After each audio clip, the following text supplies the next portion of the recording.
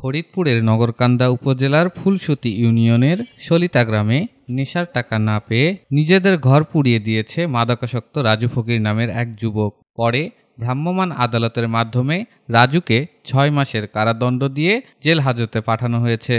স্থানীয় সূত্রে জানা যায়, সলিতা গ্রামের আজগর আলী ফকিরের মাদকাসক্ত রাজু ফকির নিয়মিত মাদক গ্রহণ করত। মাঝে মধ্যেই সে নেশার টাকার জন্য চুরি ও ছিনতাই করত।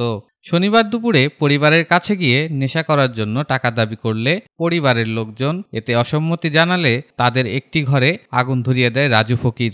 মুহূর্তের মধ্যেই আগুন ঘরে ছড়িয়ে পড়ে এবং ঘরের সমস্ত মালামাল পুড়ে যায়। আগুনের খবর পেয়ে নগরকান্দা ফায়ার সার্ভিসের একটি টিম ঘটনাস্থলে যাবার আগেই ঘর ও ঘরের মালামাল পুড়ে ভস্মীভূত হয়। স্থানীয়রা মাদকাসক্ত রাজু ফকিরকে আটক করে রাখে। এমতাবস্থায় ঘরে আগুন দেবার খবর পেয়ে সেখানে ছুটে যান নগরকান্দা উপজেলা নির্বাহী অফিসার মোহাম্মদ দবির উদ্দিন ও থানা পুলিশ। ভ্রাম্যমাণ আদালতের বিচারক ও নির্বাহী ম্যাজিস্ট্রেট মোহাম্মদ দবির উদ্দিন বলেন, রাজু ফকির মাদক গ্রহণের কথা স্বীকার করেছে। এ কারণে মাদকদ্রব্য আইনে তাকে ৬ মাসের কারাদণ্ড দেওয়া হয়েছে। আপনারা জানেন, রাজু ফকির যে নেশাগ্রস্ত হয়ে দীর্ঘদিন সে নেশাগ্রস্ত ছিল এবং যার প্রেক্ষাপটে সে এতই বেশি নেশাগ্রস্ত হয়েছিল যে নিজের ঘরে নিজেই সে আগুন দিয়েছে।